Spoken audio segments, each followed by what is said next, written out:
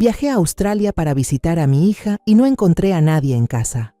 El vecino me dijo, su hija está en cuidados intensivos, luchando por su vida, y su esposo está de fiesta en un yate. Así que hice lo único que podía hacer. Al día siguiente, recibí 53 llamadas perdidas de él. Pero antes de continuar, revisa si ya te suscribiste al canal y comparte en los comentarios desde dónde nos estás viendo.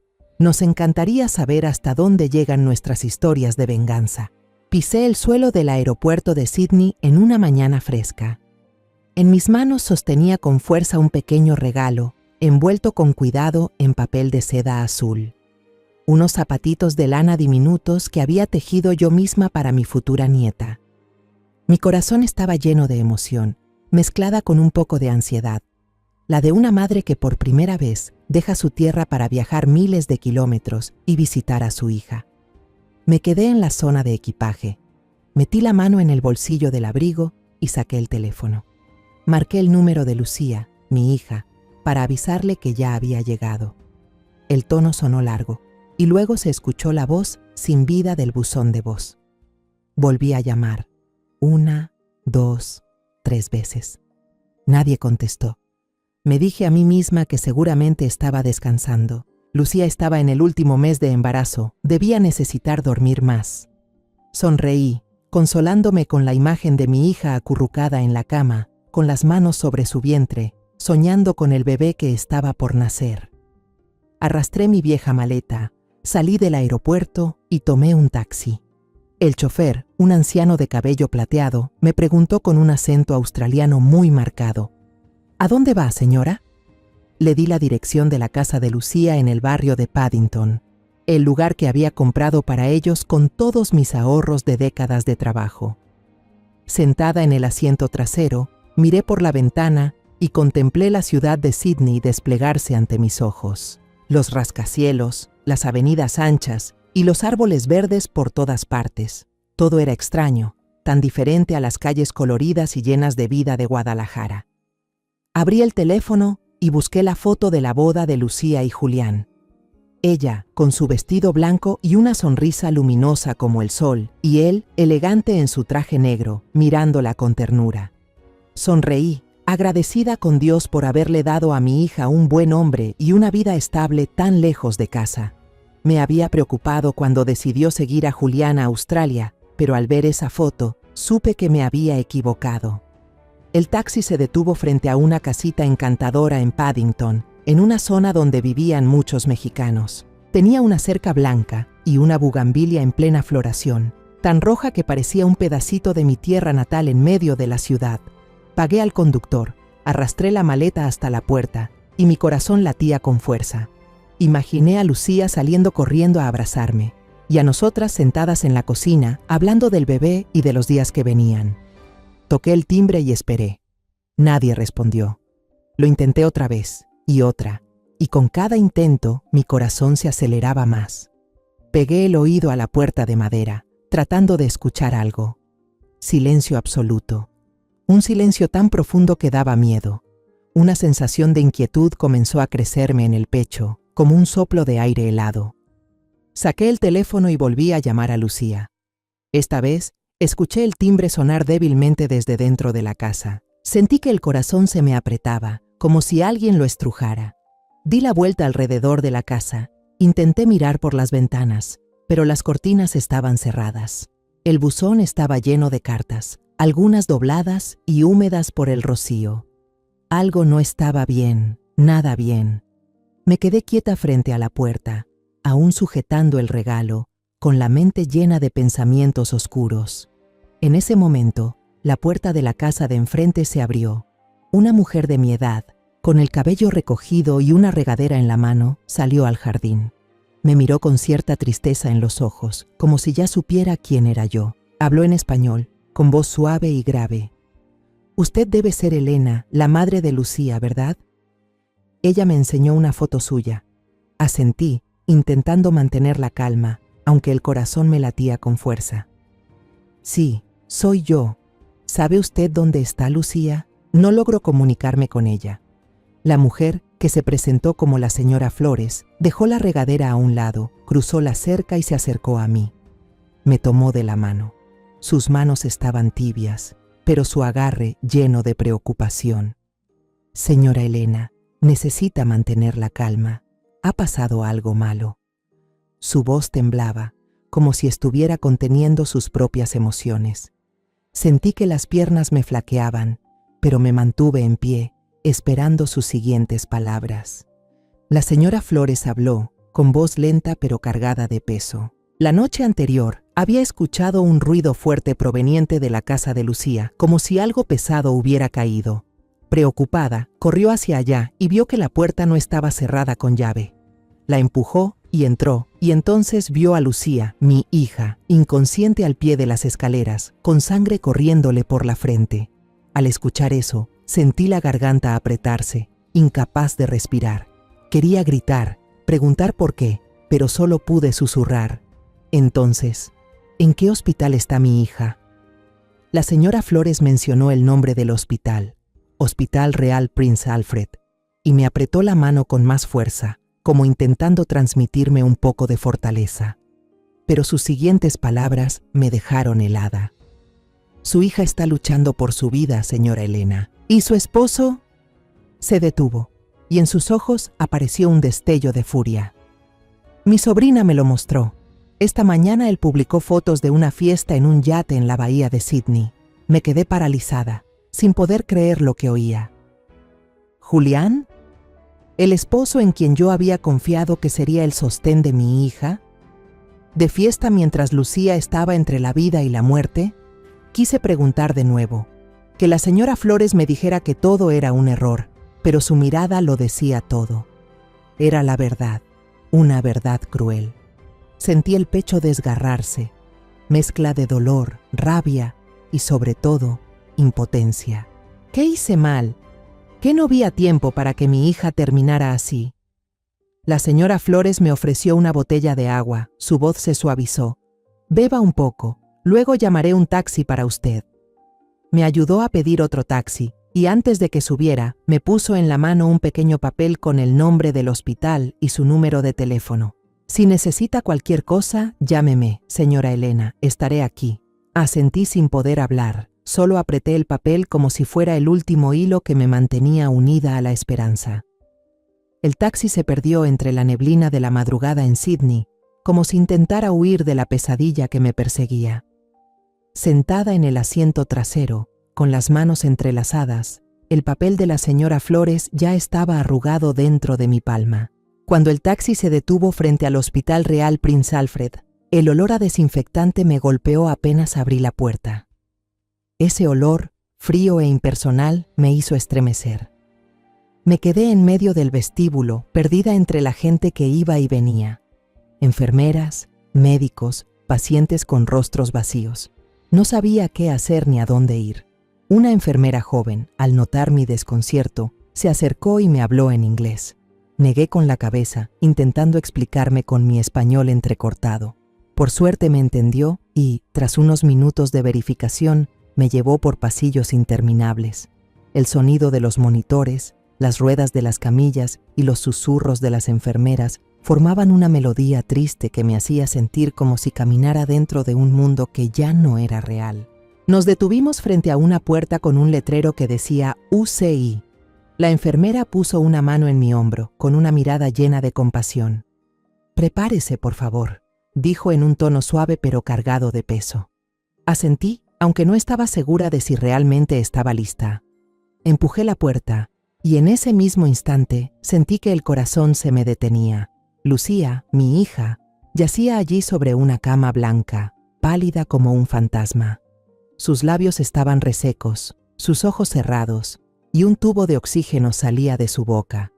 Decenas de cables y tubos intravenosos conectaban su frágil cuerpo con las máquinas que parpadeaban luces verdes y rojas a su alrededor. Quise gritar, llamarla, pero mis piernas se quedaron inmóviles. Tuve que apoyarme en el marco de la puerta para no caer. Me acerqué a la cama, cada paso pesando como plomo. Su mano, aquella que solía aferrarse a la mía cuando era niña, ahora estaba fría e inmóvil. La toqué.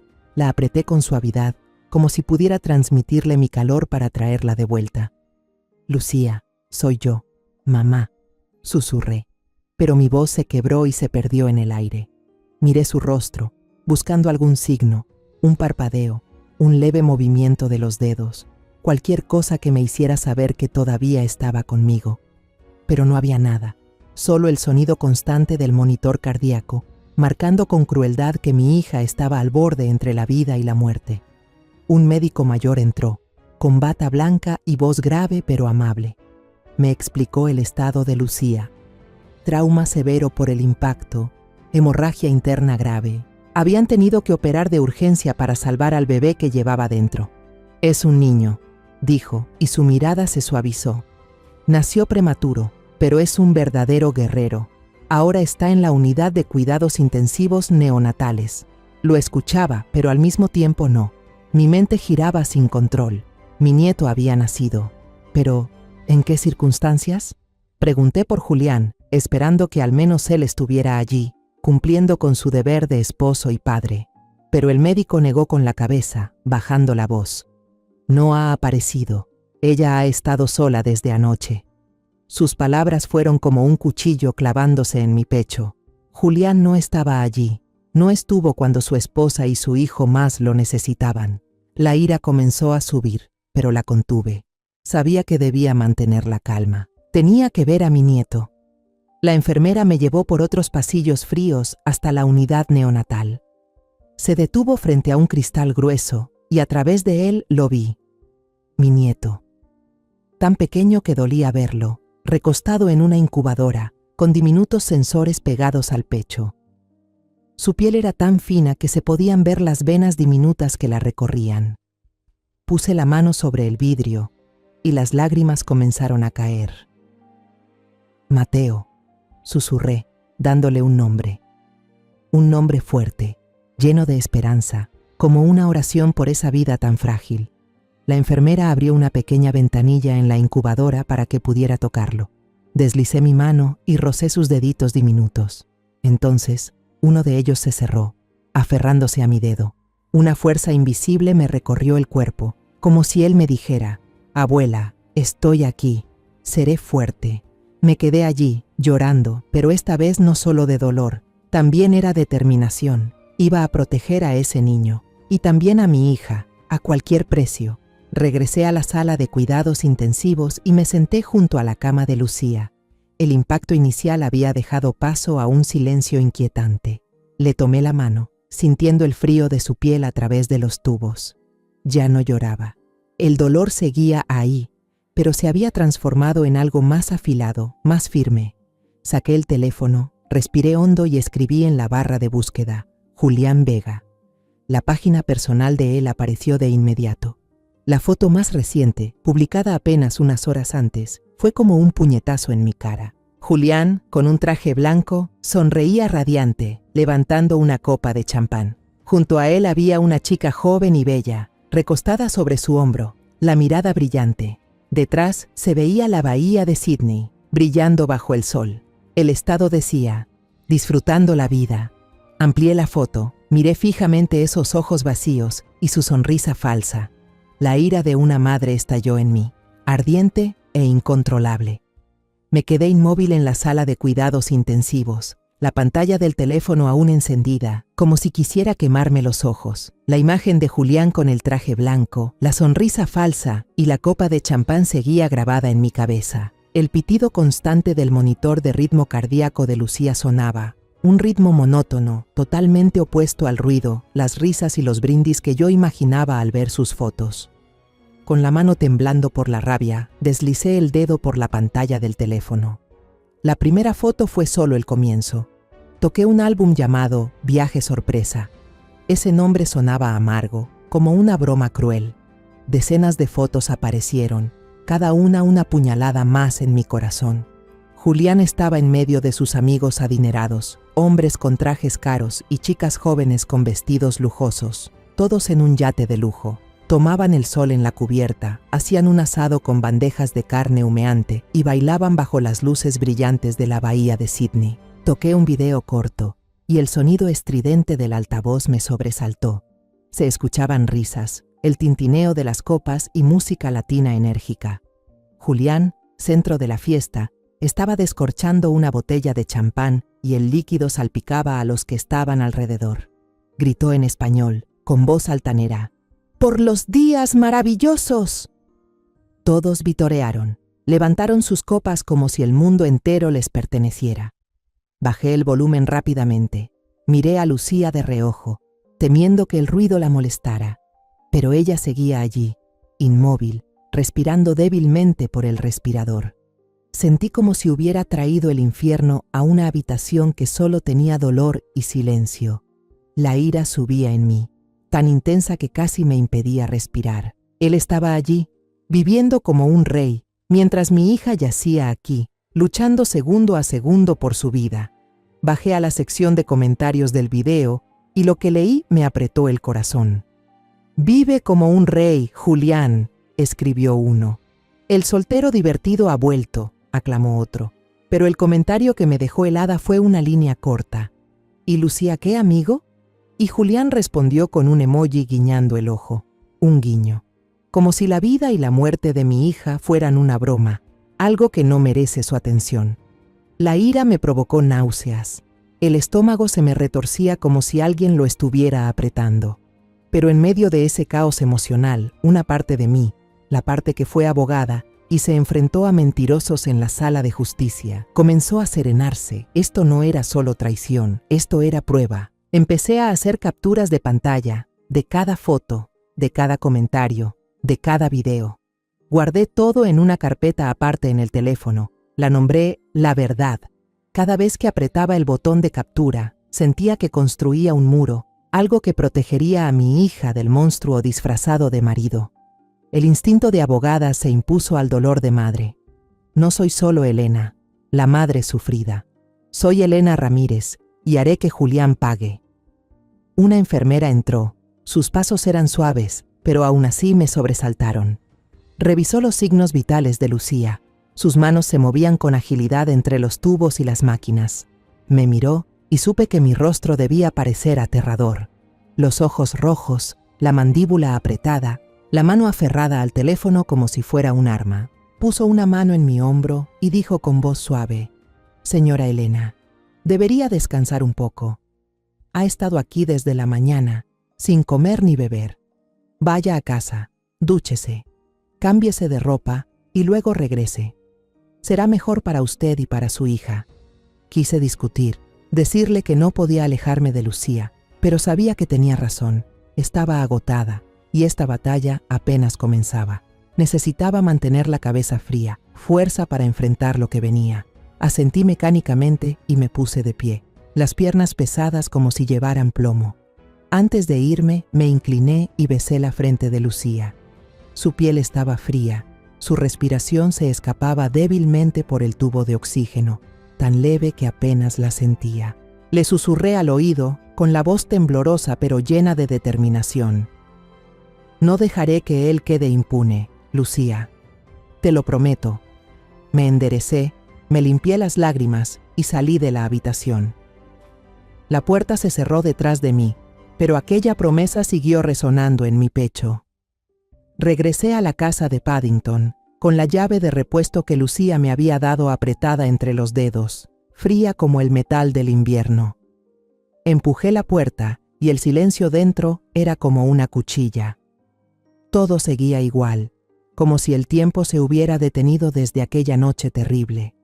Un chal de Lucía descansaba sobre el sofá, la lana azul suave recordándome los días en que se sentaba allí, riendo y hablándome por teléfono. En la mesa de centro, un libro sobre el cuidado de recién nacidos permanecía abierto, con las páginas ya un poco amarillentas. El aroma familiar de jazmín aún flotaba en el aire, leve pero suficiente para apretar mi corazón. Quise llorar, abrazar todas esas cosas y no soltarlas, como si al hacerlo pudiera traerla de vuelta, sana y salva.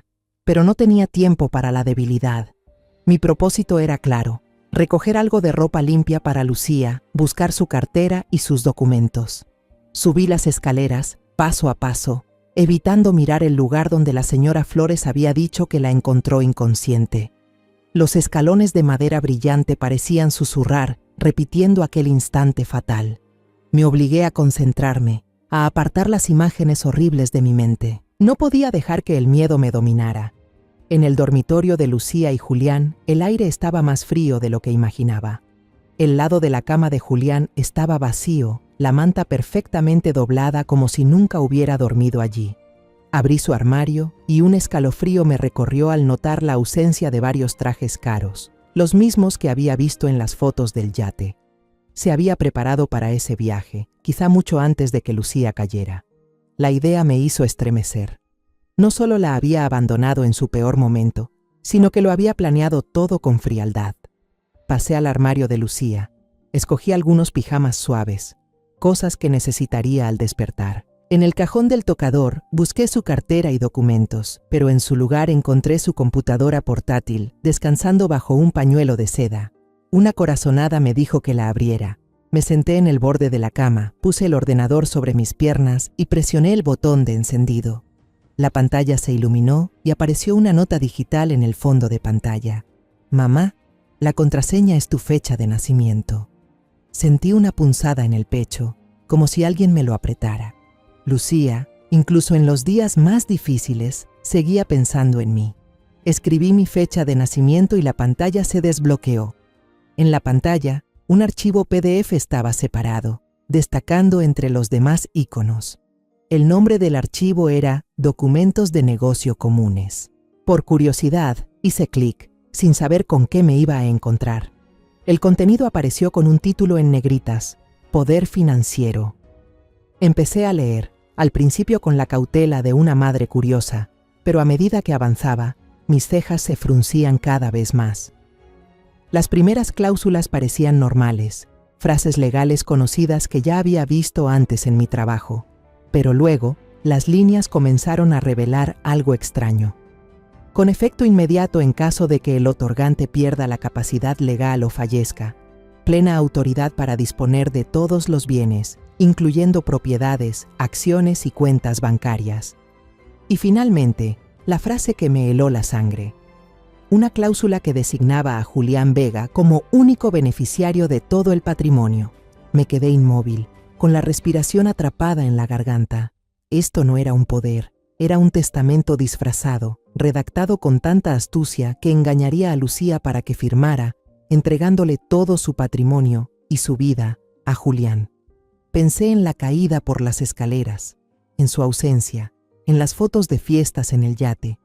Todo encajaba como las piezas de un rompecabezas, revelando un plan cruel que apenas podía creer. No solo la había traicionado, quería que desapareciera. Con las manos temblando, desplacé el cursor hasta la última página, donde estaba el espacio para la firma. Mi corazón se detuvo por un instante, esperando lo peor. Pero luego solté un suspiro, una mezcla de alivio y dolor. El espacio para la firma estaba en blanco. Lucía no había firmado. De alguna manera, mi hija había escapado de la trampa. Me cubrí el rostro y las lágrimas comenzaron a caer, no de tristeza, sino porque sabía que aún tenía una oportunidad. Pero ese alivio se transformó rápidamente en furia. Julián había ido demasiado lejos. No era solo un traidor, era un monstruo. Sin dudarlo, conecté una memoria USB a la computadora y copié el archivo. Abrí mi correo, me envié una copia a mi dirección personal y verifiqué que se hubiera guardado de forma segura. Sabía que ese documento era una prueba vital, la clave para desenmascarar a Julián. Cerré la computadora, la coloqué cuidadosamente en su lugar, pero dentro de mí todo había cambiado. Ya no era solo una madre herida, era una guerrera y usaría todo lo que tuviera para proteger a mi hija. Salí de la casa y caminé hacia la calle. El aire frío de Sydney golpeó mi rostro. Saqué el teléfono y busqué el número de la señora Flores. Cuando respondió, su voz seguía siendo cálida pero llena de preocupación. «Señora Elena, ¿está bien? ¿Hay algo nuevo?» Respiré hondo, manteniendo la voz firme pero decidida. «Señora Flores, necesito un abogado. No uno cualquiera. Necesito al mejor». Ella no dudó. Su voz sonó firme, casi como una promesa. Adriana Paredes. Mi nuera una vez la contrató para resolver un caso de disputa de contrato. Es dura como el acero. Nadie la engaña. Me envió de inmediato la dirección de su oficina en Martin Place, el centro financiero de Sydney, junto con unas palabras de aliento. No tenga miedo, Elena. Ella la va a ayudar, colgué y me quedé bajo el techo, mirando la calle vacía de Paddington. Por primera vez desde que llegué a Sydney, sentí una chispa de luz en medio de la oscuridad. Ya no estaba sola. Tomé un tren hacia la ciudad, me senté acurrucada en un rincón del vagón y miré los rascacielos de vidrio y acero deslizarse por la ventana. Gente con traje se movía apresurada, los automóviles volaban por la calle. Todo eso me hacía sentir pequeña, perdida. Yo solo soy una madre de Guadalajara, ajena a esta ciudad, pero mi propósito era más grande que cualquiera de esos edificios. Apreté el teléfono en el bolsillo, donde guardaba las pruebas del crimen de Julián, fotos de sus fiestas, videos y el archivo Poder Mortal. Eran mis armas y las usaría para proteger a mi hija. La oficina de Adriana Paredes estaba en el piso 35 de un rascacielos, con vista al puerto de Sydney. La habitación no era ostentosa, pero transmitía poder y eficacia.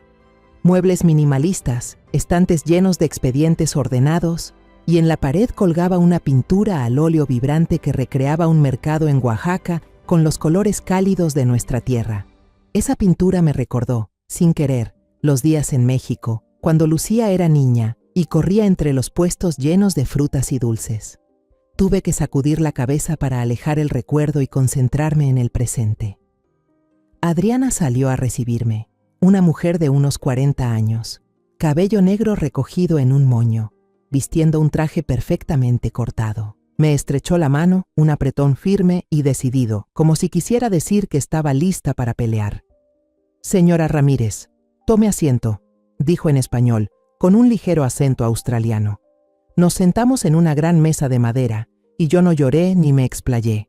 Expuse los hechos como lo haría en una sala de juicio, con la voz serena pero afilada. «Tengo pruebas», dije, y puse el teléfono sobre la mesa, abriendo la carpeta «La verdad». Primero le mostré las fotos de Lucía en la unidad de cuidados intensivos, la niña pálida, con cables por todas partes, como una muñeca abandonada. Adriana miró las imágenes, su rostro no mostró emoción, pero vi que apretó más la mano. Luego abrí el álbum de la fiesta en el yate de Julián. Las fotos de él sonriendo, abrazando a una chica desconocida, y el video con música latina a todo volumen. Señalé cada comentario grosero. «Vive como un rey, Julián», y ese guiño que respondía a las preguntas sobre Lucía. Por último, abrí el archivo PDF Poder Financiero. «Esta es la prueba de sus intenciones», dije, con la voz temblando por la rabia. Quiso que mi hija muriera y quería quedarse con todos sus bienes. Adriana escuchó en silencio, sus ojos agudos repasando cada detalle en la pantalla. Tomó mi teléfono, leyó detenidamente cada cláusula del documento de Julián. Y de vez en cuando sus dedos golpeaban la mesa como si ensamblara las piezas. No se mostró impactada, sino concentrada, como una cazadora evaluando a su presa. Cuando terminé de hablar, se echó hacia atrás en la silla y me miró fijamente. «Señora Ramírez, su hija se casó con un monstruo», dijo, con voz grave y segura. «No solo le fue infiel y la abandonó, planeó la muerte de ella». Esas palabras cayeron sobre mi pecho como un martillazo, pero en lugar de dolor, me infundieron fuerza. Asentí en silencio, esperando que continuara. Adriana se levantó, se acercó a la ventana y contempló el puerto brillante por el reflejo del agua. «Cometió un error fatal», dijo con voz fría como el hielo. «Piensa que su mujer está sola, no sabe que la madre de ella es abogada». Volvió a mirarme, puso ambas manos sobre la mesa, con la mirada encendida. «No tenemos mucho tiempo. Puede regresar en cualquier momento e intentar rematar lo que empezó. Tenemos que actuar primero». Trazó el plan, cada paso explicado con precisión, como un mapa de guerra. Primero, redactar de inmediato un nuevo testamento para Lucía, anulando por completo cualquier documento anterior. Todos los bienes serían transferidos a un fideicomiso a nombre de Lucía y su hijo, para que Julián no pudiera tocar ni un centavo. Segundo, preparar una demanda de divorcio unilateral, acompañada de una solicitud de orden de restricción contra Julián, basada en pruebas de abandono y riesgo de violencia. Tercero, solicitar la custodia total del niño para Lucía, con el argumento de que Julián había renunciado a su papel de padre desde el nacimiento del bebé. Cerrarán todas las puertas por las que ese hombre podría entrar, dijo Adriana, con una voz tan afilada como una cuchilla. La escuché. El corazón me latía con fuerza, pero no por miedo. Por primera vez desde que llegué a Sydney, sentí una chispa de esperanza. Adriana no era solo una abogada, era una guerrera y estaba de mi lado. Señora Ramírez, esto ya no es un divorcio, dijo mirándome a los ojos. Es una guerra para proteger a su hija y a su nieto, y no vamos a perder, asentí, sintiendo cómo se me quitaba un peso invisible de encima. Esa misma tarde, nuestra guerra comenzó oficialmente. Adriana trabajaba como una máquina, su voz firme mientras llamaba a su asistente para redactar los documentos legales urgentes. El sonido del teclado llenaba su oficina, como el latido de un corazón que se niega a rendirse. La observé, una mujer pequeña pero con una fuerza inquebrantable, y sentí tranquilidad. Ya no estaba sola en esta pesadilla. Mi primera tarea fue regresar a casa de la señora Flores, junto con un notario que Adriana había preparado. Nos sentamos en su pequeña cocina, el aroma del café recién hecho llenando el aire, pero ninguno de nosotros podía relajarse. La señora Flores, con las manos entrelazadas sobre la mesa, relató en detalle aquella noche terrible. Escuché un ruido fuerte, como si algo pesado hubiera caído, dijo, con la voz temblorosa de rabia. Corrí hacia la casa, vi que la puerta no estaba cerrada. Lucía estaba tirada al pie de las escaleras, con sangre en la frente. Llamé a la ambulancia enseguida, pero intenté llamar a Julián decenas de veces y no respondió. Cada palabra era como una cuchillada en mi pecho, pero guardé silencio, dejando que el notario escribiera cada detalle. Cuando ella firmó la declaración, me miró con firmeza. Señora Elena, haré lo que sea necesario para ayudar a Lucía. Él no puede salirse con la suya. Le tomé la mano sin decir nada, pero mi corazón rebosaba gratitud. Esa declaración, oficialmente certificada, era la primera bala en nuestro arsenal. Después fui al hospital. Adriana había preparado una autorización temporal que me permitía solicitar una copia completa del expediente médico de Lucía. Pasé por infinidad de departamentos, llené montones de formularios y soporté las miradas curiosas del personal. Finalmente, tuve en mis manos un archivo grueso, las frías hojas describiendo el estado crítico de mi hija. Una línea escrita por el médico me hizo detenerme. La paciente fue llevada por una vecina en estado crítico. No hubo contacto alguno con el esposo, registrado como persona de emergencia. Leí y releí esa frase, sintiendo cómo se grababa en mi corazón. Julián no solo había abandonado a Lucía, también había abandonado su propia humanidad. Doblé el expediente con cuidado, lo guardé en mi bolso como si fuera un tesoro. No era solo un documento, era una prueba. Mientras tanto, Adriana ya se había puesto en contacto con el banco que administraba la cuenta conjunta de Lucía y su esposo, así como la hipoteca de la casa en Paddington. Envió un aviso legal advirtiendo sobre una posible investigación por fraude y solicitando congelar temporalmente cualquier transacción importante iniciada por Julián. La casa estaba a nombre de Lucía, pero la cuenta conjunta podía ser vaciada por él en cualquier momento. Cuando Adriana llamó para avisarme que el banco había aceptado, su voz sonaba triunfante. No podrá tocar ni un solo peso, señora Elena, ya cerramos la puerta. Sonreí débilmente al teléfono, sintiendo que habíamos superado un gran obstáculo, pero sabía que la batalla aún no había terminado. Esa noche regresé al hospital, con el cuerpo agotado, pero la mente sin descanso. Me senté junto a la cama de Lucía, mirándola allí, inmóvil, aunque su rostro parecía menos pálido. Le tomé la mano, le leí una pequeña noticia de un viejo periódico y luego le conté la historia del día en que la llevé al parque cuando tenía 5 años. «Te encantaban los columpios, ¿te acuerdas?», susurré, aunque sabía que tal vez no podía oírme. Reías tan fuerte que todo el parque te escuchaba. Quería que mi voz la trajera de vuelta, que supiera que su madre seguía allí, que nunca se iría. Casi a medianoche, mi teléfono vibró. Adriana llamaba. Su voz sonaba tensa. «He contratado a un investigador privado. El yate de Julián atracó esta mañana. Está en Sydney, probablemente observando antes de actuar. Mi corazón latía con fuerza, como si quisiera salirse del pecho. La serpiente había regresado a su guarida y sabía que no se quedaría quieta. «Gracias, Adriana», dije con voz ronca. «¿Qué hacemos ahora?» Ella respondió, firme. «Siga haciendo lo que estamos haciendo. Y usted, quédese con Lucía. Ella la necesita fuerte».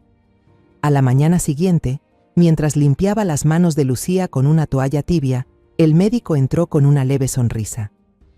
«Estamos viendo señales positivas», dijo con voz cálida. «Su actividad cerebral está mejorando. Es posible que despierte en 1 o 2 días». Aquella noticia fue como un rayo de sol atravesando las nubes, iluminando mi corazón por un instante. Pero enseguida una alarma sonó en mi mente. Si Lucía despertaba, debíamos estar listas. Julián podía aparecer en cualquier momento, y no podía dejar que se acercara a ella.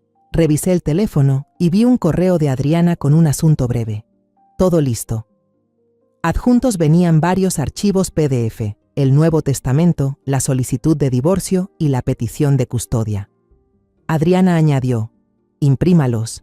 Necesitamos su firma en cuanto abra los ojos». Abrí uno por uno, leyendo las líneas redactadas con precisión. Cada palabra era una armadura para proteger a Lucía y a Mateo de Julián. Miré a mi hija, luego a los documentos en la pantalla.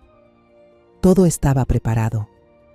Solo faltaba que nuestra guerrera despertara.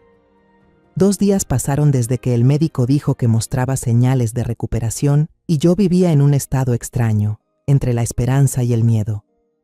La observaba, buscando cualquier indicio, por pequeño que fuera, de que seguía allí. Cada vez que sus párpados se movían apenas, mi corazón se aceleraba, pero luego todo volvía al silencio.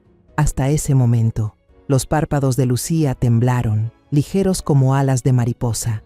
Contuve la respiración, mis manos se congelaron sobre la toalla. Un débil gemido escapó de su garganta, ronco y frágil, pero para mí era el sonido más hermoso del mundo. Sus ojos se abrieron poco a poco, nublados, perdidos, como si buscaran el camino de regreso desde un mundo lejano. Presioné el botón para llamar a la enfermera de inmediato. Mi voz temblaba mientras tomaba su mano. «Lucía, mi amor. Soy yo, mamá. Estoy aquí contigo».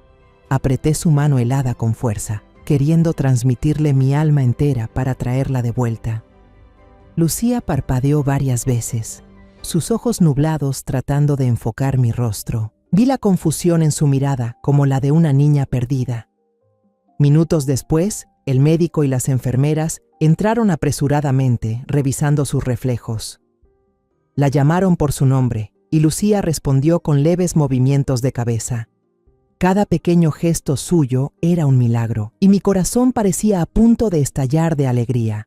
El procedimiento más importante era retirar el tubo respiratorio. Cuando la enfermera lo sacó, Lucía tosió con fuerza, pero luego empezó a respirar por sí misma. Su primera palabra, ronca y quebrada, fue: «Mamá». «¿Qué pasó?». Sonreí, con lágrimas rodando por mis mejillas, pero traté de mantener mi voz suave. «Te caíste, mi amor, pero ya todo está bien. Estás a salvo».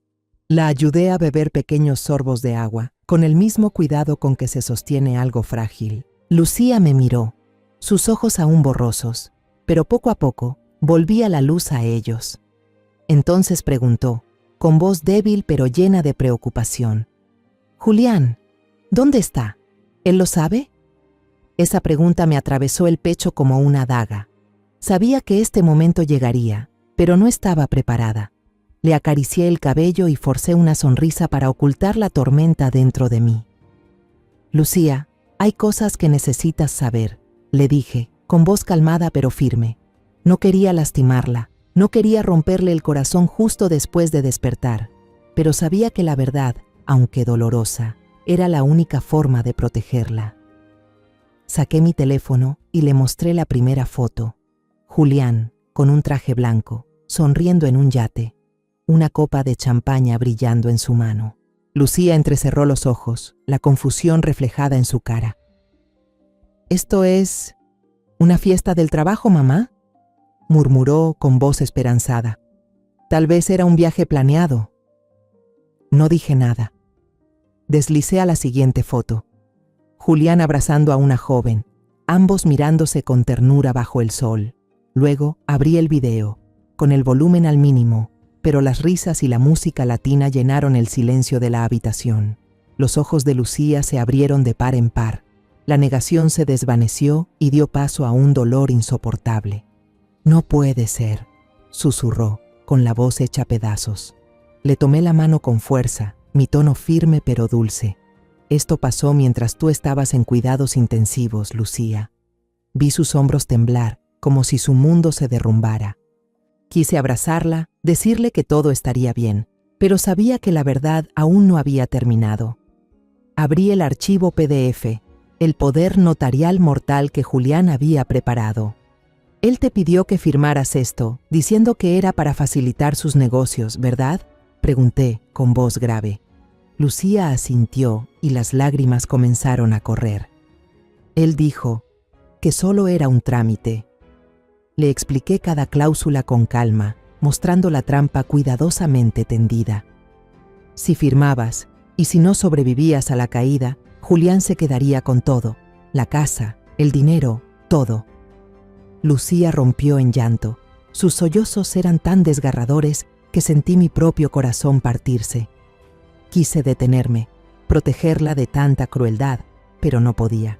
Necesitaba saberlo, entender que el hombre al que amaba ya no existía. En ese momento, le hice una señal a la enfermera que había hablado conmigo antes. Ella asintió, salió del cuarto y regresó unos minutos después empujando una cuna. Dentro, Mateo dormía plácidamente, su rostro sonrosado bajo la luz del hospital. La enfermera lo tomó con cuidado y lo colocó en los brazos de Lucía. En el instante en que lo tocó, todo cambió. Los sollozos de Lucía cesaron. Se inclinó hacia él, sus dedos temblorosos acariciando las mejillas suaves de Mateo. La pequeña mano del bebé se estiró, sujetando el dedo de su madre, y vi cómo la mirada de Lucía cambiaba. El dolor seguía ahí, pero ahora había algo más, una llama. La llama de una madre. Lucía levantó la mirada hacia mí, con los ojos enrojecidos, pero ya sin titubear. «Mamá, ¿qué debo hacer ahora?», preguntó, con una voz aún débil pero llena de determinación. Saqué el paquete de documentos que Adriana había preparado y lo coloqué sobre la mesa auxiliar junto a la cama. El Nuevo Testamento, la demanda de divorcio, la solicitud de custodia, todo estaba allí, listo. Le entregué una pluma y le dije con voz firme: «Protege a tu hijo, Lucía, protégelo, y protégeme a ti misma». Lucía me miró, luego miró a Mateo, que seguía aferrado a su dedo. No revisó los documentos. Confiaba en mí, como siempre lo había hecho desde niña. Con la mano temblorosa pero decidida, Lucía firmó cada página. Cada trazo era una declaración, un punto final para Julián y todo lo que él había causado. Una semana después de firmar los documentos legales, Lucía estaba lo bastante recuperada para salir del hospital. El pequeño Mateo también estaba mejor. Los parches con sensores en su pecho ya eran solo un recuerdo. No volvimos a la casa de Paddington. Ese lugar que alguna vez fue un hogar, pero ahora no era más que un fantasma del pasado. Adriana me ayudó a alquilar un pequeño apartamento amueblado, discreto y tranquilo, en una esquina serena de Sydney. No era grande, pero era acogedor, con luz natural entrando por las ventanas. Y lo más importante, era seguro. Quería que Lucía y Mateo tuvieran un lugar donde empezar de nuevo, lejos del dolor y de la sombra de Julián. Aquella mañana, estábamos recogiendo las últimas cosas personales en la habitación del hospital. Lucía estaba sentada en la cama, con Mateo en brazos, cantándole suavemente una canción de cuna que yo solía cantarle cuando era niña. Las miré, y el corazón se me llenó de alegría y de temor al mismo tiempo. Todo parecía ir bien, pero yo sabía que Julián seguía ahí afuera, como una bestia herida, lista para atacar. Estaba guardando la ropa de Lucía en la maleta cuando la puerta de la habitación se abrió de golpe. Julián entró. Intentó parecer destrozado, con la barba descuidada, la camisa arrugada y un ramo de claveles envuelto en celofán barato en la mano. Pero sus zapatos de piel de cocodrilo relucientes y el reloj de oro en la muñeca lo delataban. Era el mismo Julián que había visto en el yate, seguro de sí mismo, arrogante y sin un ápice de arrepentimiento. Se abalanzó hacia Lucía, fingiendo una preocupación ridícula. «Lucía, mi amor, aquí estoy. Dios mío, traté de comunicarme contigo». Su voz temblaba, pero sus ojos fríos observaban cada reacción de ella. Di un paso al frente, colocándome entre él y la cama, con los brazos cruzados. «Detente ahí, Julián», dije con voz helada.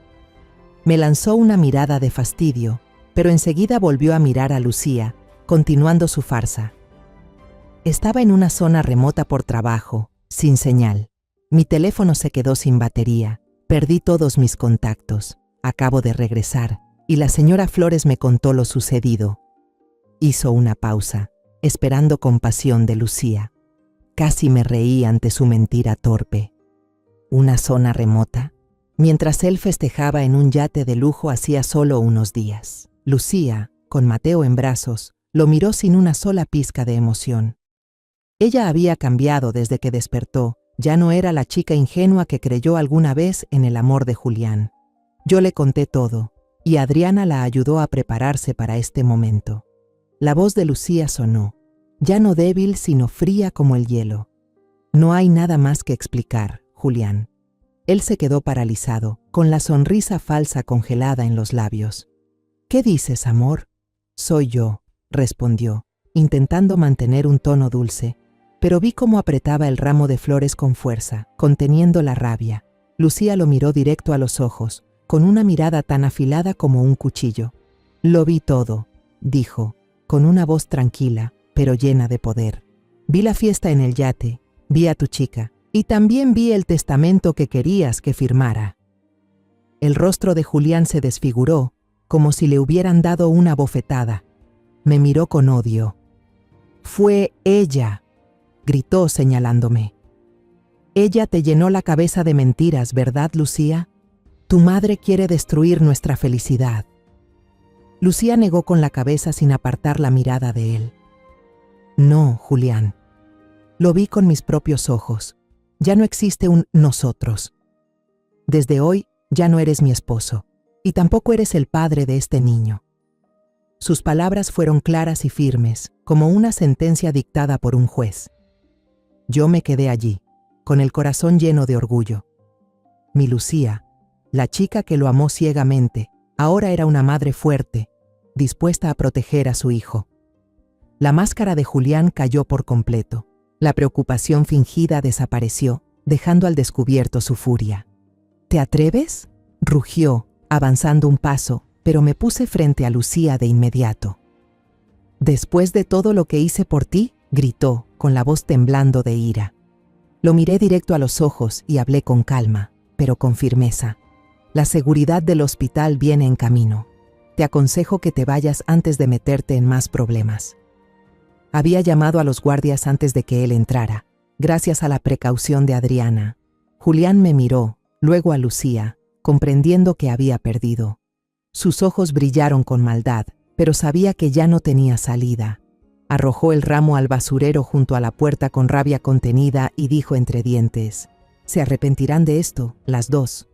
Luego dio media vuelta y salió dando un portazo. Cuando la puerta se cerró, el silencio llenó la habitación, pero esta vez era un silencio ligero, como después de una tormenta que finalmente termina. Lucía exhaló un largo suspiro, temblorosa, dejando caer los hombros. Me acerqué y abracé a madre e hijo, sintiendo el calor de Mateo entre nuestros brazos. «Todo ha terminado, hija mía», susurré con la voz entrecortada. Lucía asintió, abrazando a su hijo con fuerza, las lágrimas corriendo por sus mejillas, pero con una débil sonrisa en los labios. «Gracias, mamá», dijo con voz baja pero sincera. «No habría podido hacerlo sin ti». Salimos del hospital y caminamos bajo el sol cálido de Sydney. El apartamento que habíamos alquilado nos esperaba, un nuevo lugar para comenzar de nuevo. Una semana después de que Julián fuera expulsado del hospital, recibí noticias de Adriana. Un notificador legal lo había interceptado en el vestíbulo del edificio donde trabajaba. Un grueso expediente del despacho de Adriana, demanda de divorcio unilateral, orden de restricción temporal y notificación de congelación de bienes compartidos, le fue entregado en mano. Imaginé su cara en ese momento, seguramente aún con su sonrisa arrogante, pero con la sangre hirviendo por dentro. Intentó llamar a Lucía, pero su número llevaba tiempo bloqueado. Entonces comenzó a llamarme a mí. 53 llamadas en total, cada una un intento desesperado por salvarse. Solo respondí una vez, con voz fría. A partir de ahora, todo se habla con la abogada Paredes. Colgué, sintiendo que acababa de cerrar de golpe la puerta del infierno que él mismo había creado. La reunión de conciliación se organizó unos días después, en una pequeña sala de la oficina de Adriana en Martin Place. Adriana y yo nos sentamos a un lado de la mesa. Enfrente estaban Julián y su abogado, un tipo engreído con un traje caro y una sonrisa tan falsa como la de su cliente. Lucía no estaba presente, por recomendación de Adriana. No necesita enfrentarse a él otra vez, dijo, y yo estuve de acuerdo. Lucía ya había sufrido bastante, y ahora era momento de que Adriana y yo peleáramos por ella.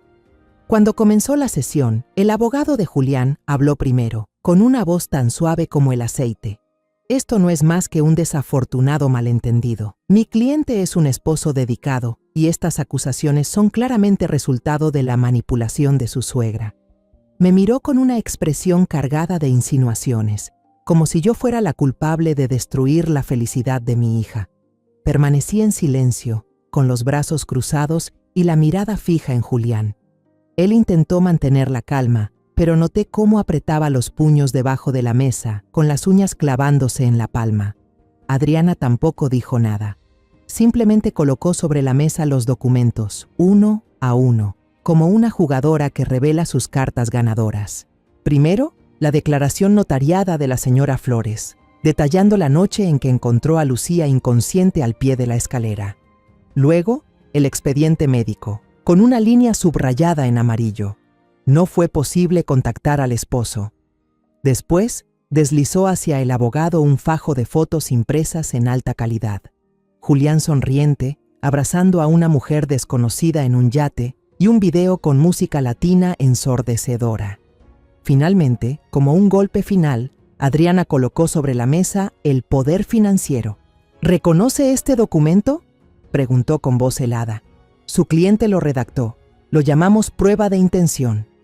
El abogado de Julián palideció al revisar los papeles. Se inclinó hacia su cliente y le susurró con furia. El rostro se le puso rojo. No escuché lo que decían, pero los ojos aterrados de Julián lo decían todo. Sabía que no tenía salida. La reunión terminó rápido, en menos de 30 minutos. Su abogado murmuró una disculpa y prometió comunicarse más tarde, pero ambos sabíamos que no había nada que hacer. Al salir, Adriana me miró y sonrió levemente. Él ya perdió, doña Elena, dijo. Ahora es solo cuestión de tiempo. Mientras tanto, las acciones legales de Adriana comenzaron a surtir efectos inesperadamente rápidos.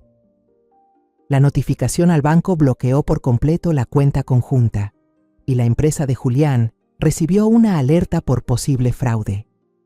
Los rumores sobre su vida de excesos y su crueldad con la familia se propagaron como fuego entre la comunidad empresarial mexicana en Sydney. Adriana me contó que un socio importante, el señor Soto, que había estado en el yate aquella noche, llamó directamente a Julián. No se anduvo con rodeos. No puedo hacer negocios con alguien que abandona a su esposa e hija cuando están al borde de la muerte. Nuestro contrato queda cancelado. Esas palabras no solo fueron un golpe a su carrera, sino también una herida profunda a su orgullo, aquello de lo que más presumía. La pérdida del contrato hizo que la empresa de Julián revisara sus cuentas. Descubrieron gastos sospechosos, facturas falsas usadas para desviar fondos, probablemente para financiar sus fiestas y su vida ostentosa. Se inició una investigación interna y, según supe, fue suspendido de inmediato. Cada noticia que Adriana me daba era otra piedra arrojada al imperio que Julián había construido y que ahora se derrumbaba. No sentía alegría. La alegría no tenía cabida en mi corazón, pero sí una sensación de justicia, lenta, sí, pero inevitable. Unas semanas después, conduje por la casa en Paddington para recoger algunas cosas de recuerdo de Lucía. un collar que le regalé en su cumpleaños número 18 y un pequeño cuadro que había pintado cuando era niña. Al llegar, vi a Julián frente a la puerta, con 2 agentes judiciales vigilándolo mientras cargaba unas cajas de cartón con sus pertenencias en una camioneta alquilada. Se veía mucho más demacrado que la última vez que lo vi. El costoso traje había sido reemplazado por una camiseta vieja y los zapatos de cuero de cocodrilo ya no brillaban. Cuando me vio, sus ojos se encendieron con odio, pero no se atrevió a hacer nada. Solo bajó la cabeza y siguió empacando, como un perdedor expulsado de la casa que había intentado arrebatar. 6 meses después, me senté en un rincón de una pequeña panadería en Guadalajara, bajo la luz cálida del sol que entraba por la ventana. El ambiente aquí era distinto. Ya no había el frío de Sydney, ni la opresión de los días dolorosos. El aroma de las bugambilias se mezclaba con los gritos familiares de la calle, como una canción de mi tierra que me llamaba de vuelta. Miré a Lucía, mi hija, amasando la masa con destreza detrás del mostrador. Llevaba el cabello recogido en un moño alto, el rostro salpicado de harina, pero los ojos le brillaban de felicidad, una felicidad que pensé que jamás volvería a ver. Lucía ya no era la joven frágil e inmóvil en una sala de cuidados intensivos, sino una mujer fuerte, una madre, una guerrera. La panadería se llamaba El Sol de Mamá, un nombre que Lucía eligió para honrarme a mí y también a su propio viaje. Las paredes estaban pintadas de un amarillo radiante, como el amanecer, y en el mostrador se alineaban panes dulces recién hechos, conchas, empanadas y cuernitos que Lucía había aprendido a preparar de su abuela cuando era niña. Era el sueño de su infancia, ahora convertido en realidad, construido con el dinero que habíamos recuperado de Julián. La casa de Paddington se vendió, y ese dinero, junto con los bienes de la cuenta compartida, se convirtió en la base de un nuevo comienzo. Miré la panadería, las pequeñas mesas de madera, y sentí mi corazón lleno de calor. No era solo una tienda, era nuestra victoria. El pequeño Mateo, ya un niño regordete con las mejillas sonrosadas, estaba en su andador, riendo mientras la señora Flores hacía muecas para divertirlo. La señora Flores, la amable vecina de Sydney, había venido a México a pasar el invierno y rápidamente se volvió parte esencial de nuestra familia. «Mira a este niño, Elena», me llamó con voz alegre. «Va a derretir el corazón de todo Guadalajara». Sonreí al ver a Mateo agitando sus manitas, sintiendo una felicidad sencilla que 6 meses atrás ni siquiera me habría atrevido a soñar. Los clientes entraban y salían constantemente, la mayoría vecinos y viejos amigos del barrio. Venían no solo a comprar pan, sino a celebrar con Lucía, a verla levantarse con fuerza después de la tormenta. «Lucía, tus conchas están más ricas que las de tu abuela en sus tiempos», dijo una vecina mayor con orgullo. Lucía sonrió, sonrojada, pero yo vi cómo se iluminaba su rostro.